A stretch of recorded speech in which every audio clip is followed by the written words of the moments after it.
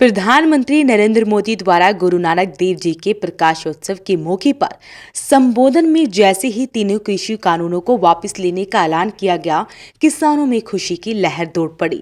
किसानों ने इसे संघर्ष की जीत बताते हुए कहीं आतिशबाजी की तो कहीं लड्डू बांटे गए। वहीं किसान नेताओं ने बस्तारा टोल प्लाजा पर लड्डू बांटकर खुशी मनाई, साथ ही किसानों ने बोलियां पाकर जश्न मनाया। किसानों ने टोल पर इकट्ठा होकर किसान एकता के नारे भी लगाए। किसानों ने इस फैसले को ज्यादा देर से लिया गया फैसला करार दिया। हालांकि किसान नेताओं ने इस जीत को आधी जीत बताया।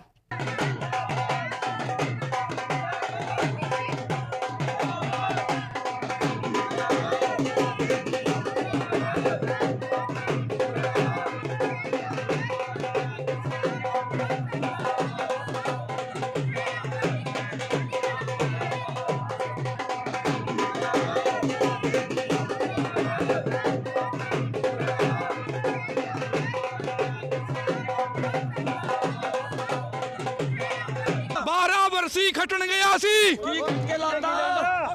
किसान सत्याग्रह के आगे झुक गया मोदी। किसान सत्याग्रह के आगे झुक गया मोदी। किसान एकता, किसान एकता, किसान एकता। वहीं पानीपत के टोल टैक्स पर भी किसानों में उत्साह दिखा, लड्डू बांटे गए।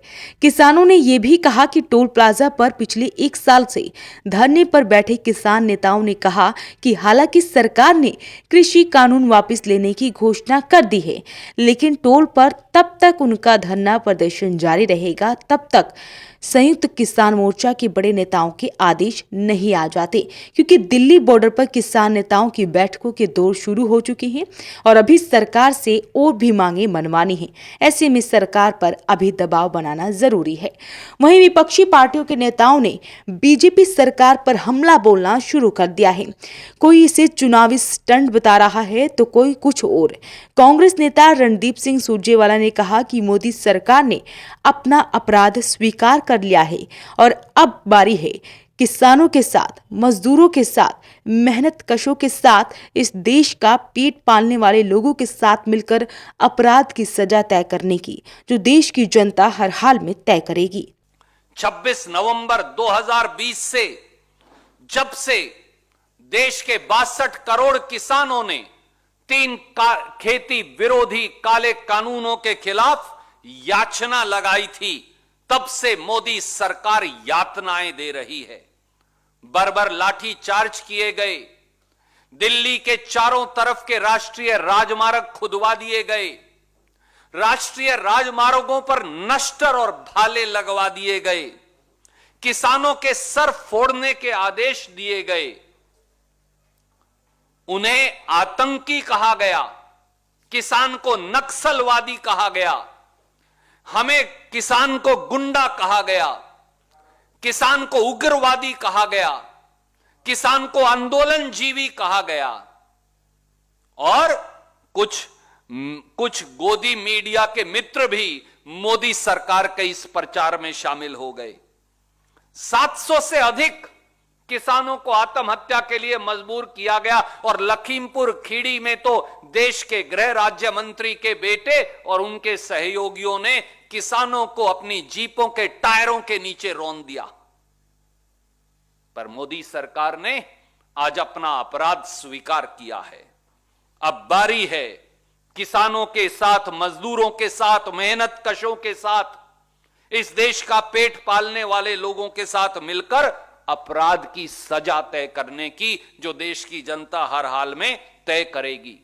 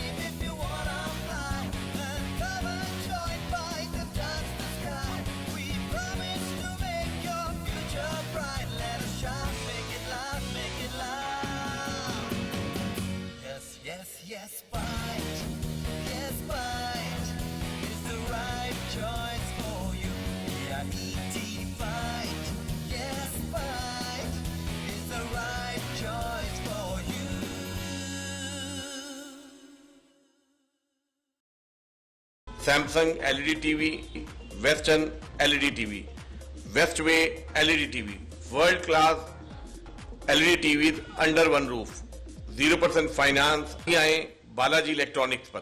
Full range of mobile Samsung, Oppo, Vivo आसान किस्तों में।